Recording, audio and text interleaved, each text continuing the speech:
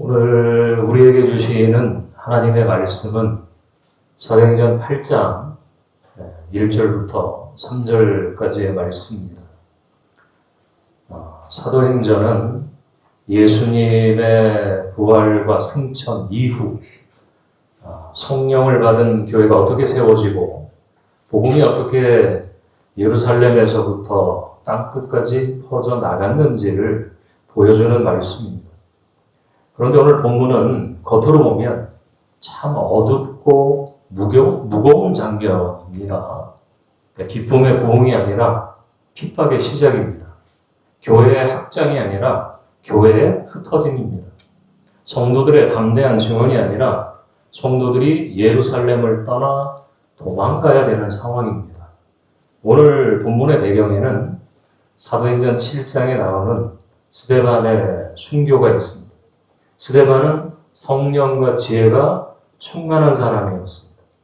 그는 초대교회가 세운 7 일꾼 중 한 사람이었고 은혜와 권능이 충만하여 큰 기사와 표적을 행했던 사람입니다.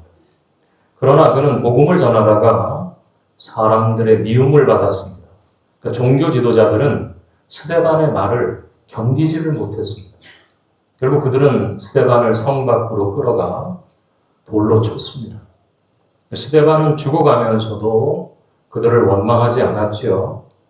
그는 주 예수여 내 영혼을 받아주시옵소서라고 기도했고 주여 이 죄를 그들에게 돌리지 마옵소서라고 기도했습니다.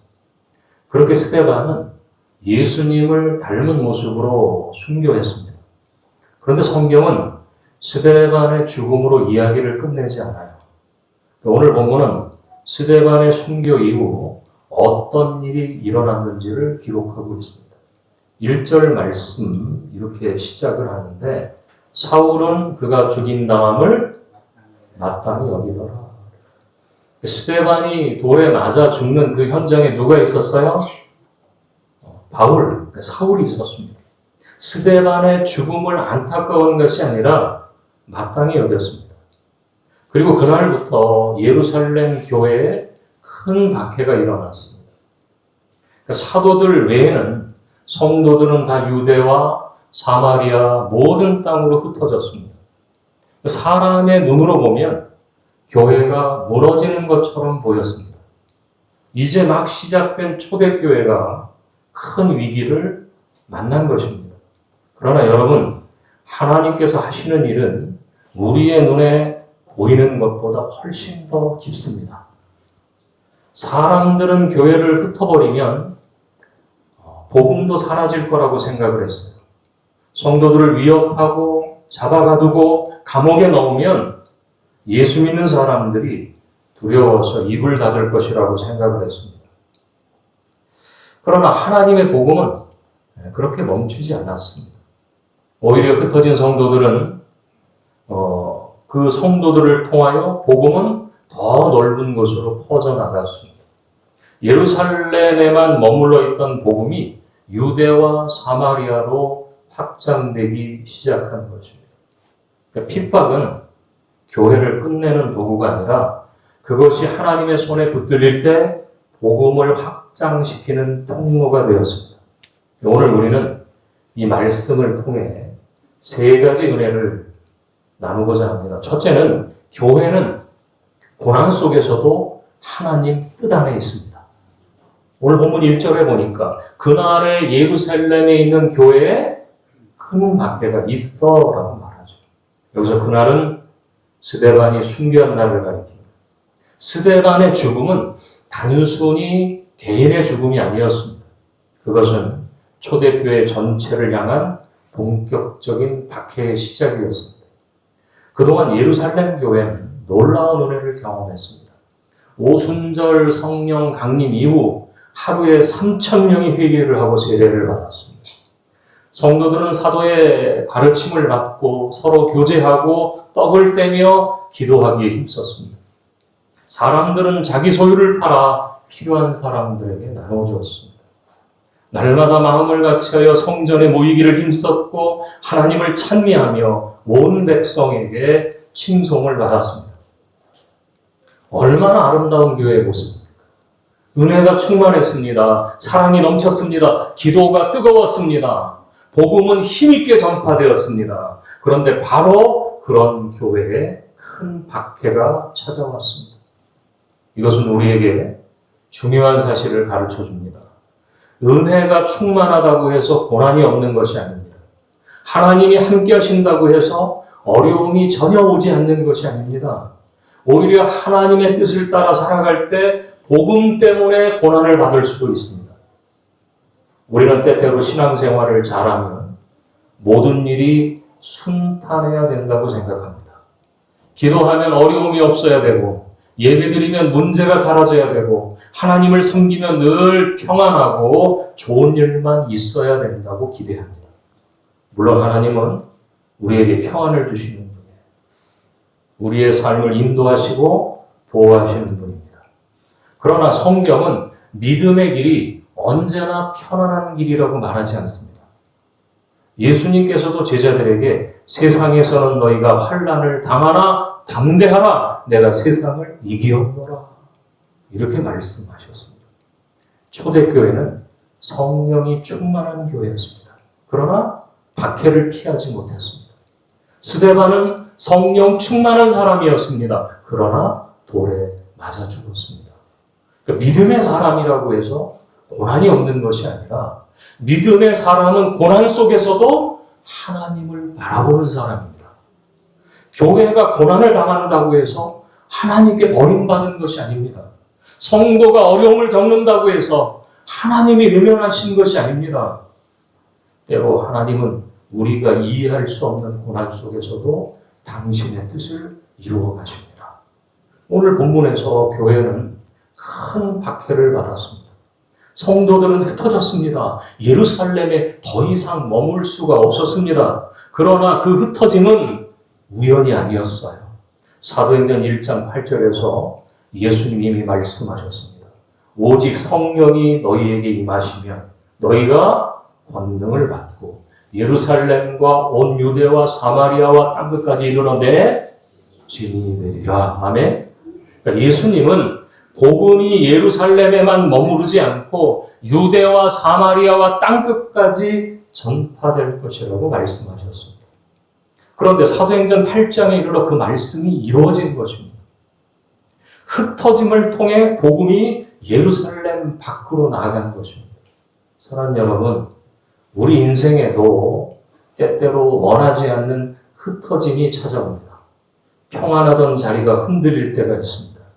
익숙했던 환경을 떠나야 될 때가 있습니다. 건강이 흔들리고, 가정이 흔들리고, 관계가 흔들리고, 계획이 무너질 때가 있습니다. 그때 우리는 왜 이런 일이 내게 일어납니까? 라고 묻습니다. 그러나 믿음의 사람은 거기서 한 걸음 더 나아가 이렇게 기도해야 됩니다. 하나님, 이 상황 속에서도 주님의 뜻이 무엇입니까? 이 고난 속에서도 하나님이 이루고자 하시는 일이 무엇입니까? 하나님은요, 우리의 고난을 기뻐하시는 분이 아닙니다. 하나님은 성도의 눈물을 절대로 가볍게 여기지 않으십니다. 그러나 하나님은 고난마저도 당신의 뜻을 이루시는 도구로 사용하실 수 있습니다. 성도가 흘린 눈물은 헛되게 하지 않으십니다. 교회가 겪는 어려움을 무의미하게 두지 않으십니다. 흩어짐 속에서도 하나님은 일하십니다. 막힘 속에서도 하나님은 길을 여십니다. 상처 속에서도 하나님은 복음의 씨앗을 심으십니다. 둘째, 성도는 흩어져도 복음의 사람으로 살아야 합니다. 본문 1절은 사도 외에는 다 유대와 사마리아 모든 땅으로 흩어지니라 말씀합니다. 교회가 박해를 받자 많은 성도들이 예루살렘을 떠났습니다. 그들은 편안한 여행을 떠난 것이 아니었습니다. 신앙 때문에 쫓겨난 것입니다. 집을 떠나야 했고, 삶의 터전을 떠나야 했고, 익숙한 공동체를 떠나야 했습니다. 얼마나 두렵고 불안했겠습니까? 내일을 알 수 없는 상황이었습니다. 언제 다시 붙잡힐지 모릅니다. 가족이 흩어졌을 수도 있습니다. 가진 것을 제대로 챙겨 나오지 못했을 수도 있습니다. 그런데 놀라운 것은 사도행전 8장 4절에 나옵니다. 그 흩어진 사람들이 두루다니며 복음의 말씀을 전하였어요. 아멘. 오늘 본문은 1절부터 3절까지이지만 그 다음 절을 함께 봐야 오늘 본문의 의미가 분명해집니다. 흩어진 사람들은 숨어만 있지 않았습니다. 두려움에 입을 다물고만 있지 않았습니다. 그들은 가는 곳마다 복음의 말씀을 전했습니다. 예루살렘에서 쫓겨났지만 복음은 그들의 입술에서 사라지지 않았어요. 삶의 자리가 바뀌었지만 그들의 정체성은 바뀌지 않았습니다. 그들은 어디에 있든지 예수 그리스도의 증인이었습니다. 이것이 참된 성도의 모습입니다. 신앙은 예배당 안에서만 드러나는 것이 아닙니다. 물론 우리는 예배 자리를 귀하게 여겨야 됩니다. 주일 예배, 수요 예배, 금요 기도회, 새벽 기도회, 이 모든 예배의 자리는 성도에게 생명과도 같습니다. 그러나 성도의 믿음은 예배당 문을 나선 뒤에도 계속돼야 됩니다. 직장에서도, 가정에서도, 시장에서도, 병원에서도, 학교에서도, 만나는 사람 모든 자리에서 우리는 누구예요? 그리스도인입니다. 환경이 바뀌어도 성도는 성도입니다. 상황이 어려워져도 복음의 사람은 복음의 사람입니다. 흩어진 초대교회 성도들은 전문 설교자가 아니었습니다. 그들은 대부분 평범한 성도들이었습니다. 사도들이 아니라 흩어진 사람들이 복음을 전했습니다. 이건 매우 중요한 일입니다. 복음 전파는 사도들만의 일이 아니었습니다. 목회자만의 일이 아니었습니다. 직분자만의 일이 아니었습니다. 성령을 받은 모든 성도가 복음의 증인이었습니다. 그들은 가는 곳마다 자신들이 만난 예수님을 전했습니다. 자신들이 들은 복음을 전했습니다. 자신들이 경험한 은혜를 나눴습니다. 오늘 우리에게도 이 말씀이 필요합니다.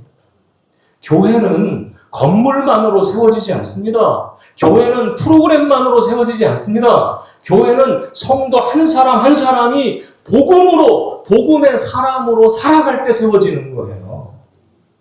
주일에 은혜 받고 세상으로 흩어지는 성도들이 가정에서 빛이 되고 직장에서 소금이 되고 이웃에게 그리스도의 향기가 될 때 교회는 살아나는 거예요. 우리가 세상 속에서 복음의 사람으로 살아갈 때 하나님의 나라가 확장이 됩니다. 사랑하는 여러분, 우리는 매주 흩어집니다. 주일에 함께 모여 예배드리지만 예배가 끝나면 각자의 삶의 자리로 돌아갑니다. 어떤 분은 가정으로, 어떤 분은 일터로, 어떤 분은 병상으로, 어떤 분은 홀로 감당해야 될 삶의 자리로 갑니다. 그러나 우리가 흩어지는 것은 끝이 아니에요. 예배당을 나서는 순간 우리의 믿음이 멈추는 것이 아닙니다. 오히려 그때부터 우리의 삶의 예배는 시작이 되는 거예요. 가정에서 말 한마디를 은혜롭게 하는 것도 복음의 삶입니다. 낙심한 사람에게 따뜻한 위로를 건네는 것도 복음의 삶입니다. 손해보더라도 정직하게 사는 것도 복음의 증거입니다. 미워할 수 있는 사람을 용서하는 것도 복음의 능력입니다.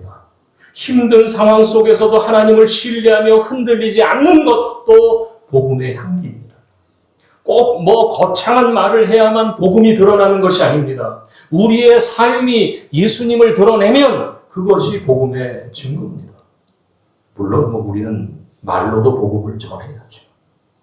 예수님을 믿어야 산다는 진리를 부끄러워하지 않아야 됩니다. 그러나 말보다 먼저 삶이 복음에 합당해야 됩니다. 초대교회 성도들은 박해 속에서도 복음을 전했습니다. 그들의 말에는 삶의 무게가 있었어요. 그들이 전한 예수님은 단순한 지식이 아니라 고난 속에서도 붙드는 생명이 있었습니다. 그래서 그들의 증언에는 능력이 있었습니다. 오늘 우리도 그렇게 살아야 됩니다. 세상이 교회를 바라보는 눈이 차가워졌다고 해서 믿음의 길이 좁아졌다고 해서 우리가 복음을 부끄러워해서는 안 됩니다. 시대가 변하고 환경이 변해도 예수 그리스도는 변하지 않습니다. 사람들의 마음이 굳어져도 복음의 능력은 약해지지 않습니다. 교회가 작아 보여도 하나님의 나라는 결코 작지 않습니다. 우리가 있는 자리에서 복음의 사람으로 충성할 때 하나님은 그 작은 충성을 통해 일하시는 거예요. 세 번째로, 하나님은 박해자까지도 복음의 일꾼으로 바꾸시는 분입니다. 오늘 본문에서 가장 강하게 등장하는 인물이 누구예요? 사울입니다. 1절에 보면 사울은 그가 죽임당함을 마땅히 여기더라 말합니다. 3절은 더 나아가서 이렇게 말합니다. 사울이 교회를 잔멸할세 각 집에 들어가 남녀를 끌어다가 옥에 넘기니라. 사울은 교회를 향한 단순한 반대자가 아니었습니다. 그는 적극적인 박해자였습니다. 그는 예수 믿는 사람들을 찾아다녔습니다. 왜? 그들을 감옥에 넘기려고 각 집에 들어갔습니다. 남자 여자 가리지 않고 끌어냈습니다. 성경은 그가 교회를 잔멸하려 했다고 표현합니다. 이것은 사울이 얼마나 강한 적대감을 가지고 교회를 무너뜨리려고 했는지를 잘 보여주는 말입니다. 그런데 우리는 사도행전을 계속 읽어가며 이 사울이 누구로 변화되는지 잘 압니다. 그는 훗날 사도 바울이 됩니다. 교회를 잔멸하려고 했던 사람이 교회를 세우는 사람이 됩니다. 복음을 막으려고 했던 사람이 복음을 전하는 사람이 됩니다. 예수 믿는 사람을 감옥에 넣던 사람이 예수님 때문에 감옥에 갇히는 사람이 됩니다. 스데반의 죽음을 마땅히 여기던 사람이 훗날 자기 생명까지 복음을 위해 드리는 사람이 됩니다. 이것이 누구의 은혜예요? 하나님의 은혜예요. 사람의 눈으로 보면 사울은 절대 변하지 않을 사람처럼 보였어요. 교회의 원수였습니다. 복음의 대적자였어요. 그런데 하나님은 그런 사울을 포기하지 않으셨습니다. 다메섹으로 가는 길에서 부활하신 예수님이 사울을 만나주셨어. 사울아, 사울아, 네가 어찌하여 나를 박해하느냐. 그 주님의 음성 앞에 사울이 무너져버린 거예요. 그리고 그 인생은 완전히 뒤바뀌어져 버렸습니다. 하나님의 은혜가 임하자 박해자가 사도가 되었습니다. 사랑하는 여러분, 이것이 우리에게 큰 소망을 주는 거예요. 우리는 사람을 너무 쉽게 단정할 때가 있습니다. 저 사람 절대, 저 가정 어려워. 저 사람 절대 복음을 받아들이지 않을 거야. 저 문제 더 이상 답이 없어, 길이 없어. 그러나 하나님은 우리가 포기한 사람도 포기하지 않으십니다.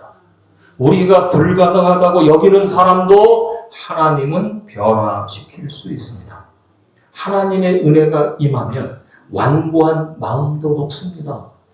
닫힌 마음도 열립니다. 교회를 대적하는 사람도 복음의 일꾼이 될 수 있습니다. 그러므로 우리는 기도를 멈추지 말아야 됩니다. 가족 중에 아직 예수님을 믿지 않는 사람들이 있다면 포기하지 말고 기도하시기 바랍니다. 교회를 떠난 사람이 있다면 낙심하지 말고 기도해야 됩니다. 하나님 오늘도 사울 같은 사람을 바울로 변화시키시는 분입니다. 또한 이 말씀은 우리 자신을 돌아보게 합니다. 사실 우리도 하나님의 은혜가 아니었다면 사울과 다르지 않는 사람들입니다. 겉으로는 교회를 박해하지 않았을지 모르지만 하나님을 거역하고 내 뜻대로 내 마음대로 살았던 사람들이었습니다. 예수님 없이도 살 수 있다고 생각했고 내 의로 충분하다고 생각했고 하나님의 말씀보다 내 욕심을 앞세우며 살아왔어요. 그런데 하나님께서 그런 우리를 불쌍히 여겨주신 거예요. 그런 우리를 부르셨어요. 예수 그리스도의 십자가의 은혜로 우리를 살려주셨어. 그러므로 우리는 그 누구도 함부로 정죄할 수 없는 거예요. 왜? 우리가 받은 사랑이, 우리가 받은 은혜가 너무나도 크니까. 사울의 모습은 교회를 향한 세상의 공격을 보여주지만 동시에 하나님의 은혜가 얼마나 강한지를 보여주고 있습니다. 박해가 아무리 강해도 복음을 이길 수가 없어요. 죄가 아무리 깊어도 하나님의 은혜보다 깊지 않습니다. 사람이 아무리 완고해도 성령의 역사를 막을 수 없어요. 하나님이 붙드시면 가장 어두운 사람도 빛의 사람이 됩니다. 하나님이 부르시면 가장 멀리 있던 사람도 복음의 증인이 됩니다. 넷째는요, 성도의 눈물은 하나님 앞에서 헛되지 않습니다. 본문 2절 이렇게 말씀합니다. 경건한 사람들이 스데반을 장사하고 위하여 크게 울더라. 스데반은 순교했습니다. 그의 죽음은 교회의 큰 슬픔이었습니다. 경건한 사람들이 그의 시신을 장사하며 크게 울었습니다. 여기서 우리는 신앙의 중요한 모습을 보게 됩니다. 믿음이 있다고 해서 슬퍼하지 않는 것이 아닙니다. 부활의 소망이 있다고 해서 눈물이 없는 것이 아닙니다. 경건한 사람들도 울었습니다. 그것도 크게 울었습니다. 오늘날 어떤 사람들은 믿음이 좋으면 슬퍼하지 않아야 된다고 생각합니다. 믿음이 좋으면 아픔을 표현하지 말아야 된다고 생각합니다. 그런데 성경은 그렇게 말하지 않아요. 예수님도 나사로의 무덤 앞에서 우셨어요. 바울도 성도들과 헤어질 때 함께 울었습니다. 시편에는요, 눈물의 기도가 가득해요. 믿음은 눈물을 부정하는 것이 아닙니다. 믿음은 눈물 속에서도 하나님께 나아가는 것입니다. 스데반의 죽음 앞에서 경건한 사람들은 울었습니다. 그런데 그 눈물은 절망의 눈물만은 아니었어요. 사랑의 눈물이었습니다. 복음을 향한 충성을 향한 그 스데반을 향한 존경의 눈물이었어요. 교회가 당한 아픔을 함께 짊어지는 공동체의 눈물이었습니다. 하나님이 그 눈물을 보신 거예요. 그리고 그 눈물 위에 새로운 복음의 역사를 시작하셨습니다. 사랑하는 여러분, 교회는요, 함께 우는 공동체입니다. 기쁜 일이 있을 때 함께 기뻐하고, 아픈 일이 있을 때 함께 아파하고, 그게 교회예요. 누군가 시험을 당할 때 모른 척하지 않고, 누군가 슬픔을 겪을 때 함께 기도하고, 누군가 무너질 때 손을 잡아주는 게 교회예요. 초대교회 성도들은 박해 속에서도 스데반을 외면하지 않았습니다. 위험한 상황이었지만 그의 죽음을 기억하며 장사 지냈습니다. 그리고 크게 울었습니다. 오늘 우리 교회도 그런 공동체가 되어야 됩니다. 성도의 아픔을 가볍게 여기지 않는 교회, 한 사람의 눈물을 함께 품는 교회, 어려운 일을 당한 가정을 위해 함께 기도하는 교회가 되어야 돼요.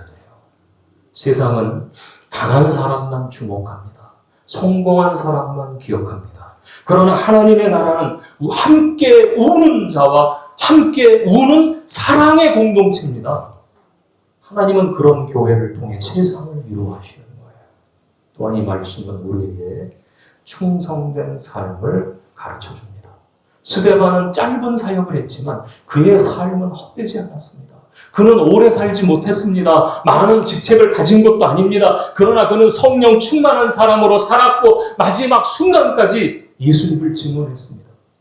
그의 죽음은 교회의 슬픔이었지만 동시에 복음의 씨앗이 되었습니다. 스데반의 순교 이후 교회는 흩어졌고 그 흩어짐을 통해 복음은 더 넓게 전파되었습니다. 그리고 그 죽음의 현장에 있던 사울은 훗날 사도 바울이 되었습니다. 우리는 여기서 한 사람의 믿음이 얼마나 귀한지를 봅니다. 하나님 앞에 드려진 한 사람의 충성은 결코 헛되지 않습니다. 아무도 알아주지 않는 섬김도 하나님이 기억하십니다. 눈물로 드린 기도도 하나님은 들으십니다. 주님을 위해 감당한 희생도 하나님은 잊지 않으십니다. 우리가 지금 당장 열매를 보지 못해도 하나님은 하나님의 때에 열매를 맺게 하십니다. 사랑하는 여러분, 오늘 본문은 어두운 이야기처럼 보이지만 사실은 소망의 말씀입니다. 스데반은 죽었고 교회는 박해를 받았고 성도들은 흩어졌고 사울은 교회를 잔멸하려고 했어요. 그러나 그 모든 상황 속에서도 하나님은 일하고 계셨습니다. 복음은 멈추지 않았습니다. 교회는 사라지지 않았습니다. 흩어진 성도들은 복음을 전했습니다. 박해자 사울은 훗날 복음의 사도가 되었습니다. 그러므로 우리는 어떠한 상황 속에서도 낙심하지 말아야 됩니다. 우리의 삶이 흩어진 것처럼 보일 때에도 하나님은 일하신다니까요. 교회가 약해 보일 때도 하나님은 교회를 붙드십니다. 세상이 강해 보일 때도 복음은 결코 패배하지 않습니다. 핍박이 와도 어려움이 와도 눈물이 와도 하나님의 나라는 계속 전진하는 거예요. 오늘 우리에게 필요한 믿음은 이거예요. 주님, 흩어져도 복음의 사람으로 살게 하옵소서. 주님, 고난 속에서도 하나님의 뜻을 보게 하옵소서. 주님, 내가 있는 자리에서 예수님의 증인으로 살게 하옵소서. 주님, 아직 변화되지 않는 사람을 포기하지 않고 기도하게 하옵소서. 사랑하는 여러분, 우리의 삶에도 흩어짐이 있을 수 있어요. 원하지 않는 변화가 찾아올 수도 있습니다. 믿음 때문에 손해보는 일이 있을 수 있어요. 교회를 섬기다가 지칠 때도 있고 기도해도 당장 응답이 보이지 않아 낙심할 때도 있습니다. 그러나 오늘 말씀을 여러분 기억하시기를 바랍니다. 흩어져도 복음은 멈추지 않습니다. 고난이 와도 하나님의 계획은 멈추지 않습니다. 사람이 막아도 성령의 역사는 막히지 않습니다. 스데반의 죽음으로 끝난 것 같았지만 하나님 그 자리에서 새로운 역사를 시작하십니다. 예루살렘에 갇혀있던 복음이 유대와 사마리아로 퍼져나갔습니다. 교회를 무너뜨리려고 했던 사울은 결국 복음의 사도가 되었고요. 이게 하나님의 방식이에요. 하나님은 끝처럼 보이는 자리에서 시작을 하시더라고요. 막힐 것 같은 자리에서 길을 여시고요. 흩어진 자리에서 복음을 퍼뜨리십니다. 눈물의 자리에서 소망의 씨앗을 심으시고, 그러므로 오늘 우리도 믿음으로 일어서야 돼요. 교회 안에서만 신자가 아니라 세상 속에서도 신자로 살아야 됩니다. 예배당 안에서만 찬송하는 사람이 아니라 삶의 자리에서도 예수님을 증언하는 사람으로 살아야 됩니다. 우리의 가정에서, 우리의 일터에서, 우리의 이웃 가운데, 우리가 만나는 모든 사람들 앞에서 예수 그리스도의 향기가 나타나야 된다는 말이에요. 오늘 이 예배를 드리는 우리 모두가 다시 한번 복음의 사람으로 세워지기를 바랍니다.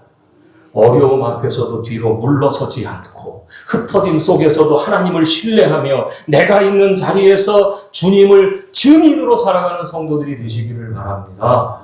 우리의 작은 순종을 통해 하나님께서 가정을 살리시고 교회를 세우시고 이 지역 가운데 복음의 빛을 비춰주실 줄로 믿습니다. 말씀을 맺지요. 오늘 본문은 우리에게 분명히 선포합니다. 교회는 고난 속에서도 하나님의 손 안에 있습니다. 성도는 흩어져도 복음의 사람으로 살아야 됩니다. 하나님은 박해자까지도 복음의 일꾼으로 변화시켜 주십니다.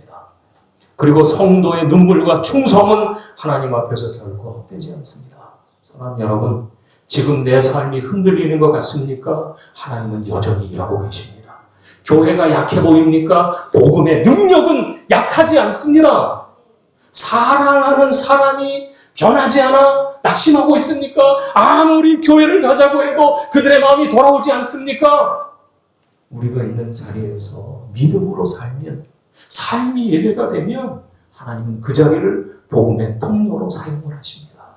흩어져도 복음은 멈추지 않습니다. 막혀도 하나님의 역사는 멈추지 않습니다. 눈물이 있어도 소망은 사라지지 않는 거예요. 오늘도 우리를 부르시는 주님 앞에 여러분 믿음으로 응답합시다. 주님, 저를 사용하여 주옵소서. 제가 있는 자리에서 복음의 증인으로 살게 하옵소서. 어떤 상황 속에서도 예수 그리스도의 이름을 붙들고 주님의 교회를 사랑하며 주님의 복음을 전하는 삶을 살아가게 하옵소서. 이 은혜가 오늘 예배하는 모든 성도님들의 삶 가운데 충만히 임하시기를 주님의 이름으로 축원합니다. 기도하겠습니다. 살아계신 하나님 아버지, 오늘 사도행전 8장 말씀을 통하여 고난 속에서도 멈추지 않는 하나님의 복음의 역사를 보게 하시니 감사합니다. 주님, 초대교회가 박해를 당하고 성도들이 흩어졌지만 그 흩어짐이 복음이 더 넓게 퍼져나가는 통로가 되었음을 보았습니다. 우리의 삶에도 어려움과 흔들림이 찾아올 때가 있지만 그 가운데서도 하나님께서 일하고 계심을 믿게 하옵소서. 하나님 아버지, 우리의 믿음이 환경에 따라 흔들리지 않게 하옵소서. 고난 속에서도 낙심하지 않게 하시고 막힘 속에서도 길을 여시고 복음을 이루시는 하나님을 바라보게 하옵소서. 주님, 우리를 복음의 사람으로 세워 주시옵소서. 가정과 일터와 삶의 모든 자리에서 예수 그리스도의 증인으로 살게 하시고 우리의 삶을 통해 복음의 씨앗이 심겨지게 하옵소서. 하나님, 사울을 바울로 변화시키신 주님의 은혜를 믿습니다. 아직 주님께 돌아오지 않은 우리 사랑하는 가족, 이웃을 위해 낙심하지 않고 기도하게 하시고 성령의 능력을 의지하게 하옵소서. 주님, 우리의 작은 헌신과 눈물도 하나님 앞에서 헛되지 않음을 믿습니다. 우리 교회가 함께 울고 함께 기도하며 서로를 붙드는 공동체가 되게 하옵소서. 오늘 들은 말씀이 삶의 순종으로 이어지게 하시고 어떤 상황 속에서도 예수 그리스도 이름을 붙들며 살아가게 하옵소서. 우리의 삶을 복음의 통로로 사용하여 주시옵소서. 우리의 가정과 교회를 세우시고 이 지역 가운데 주님의 빛을 비추는 증인들이 되게 하옵소서. 고난 속에서도 교회를 붙드시고 복음을 전진하게 하시는 우리 주 예수 그리스도의 이름으로 간절히 기도하옵나이다. 아멘.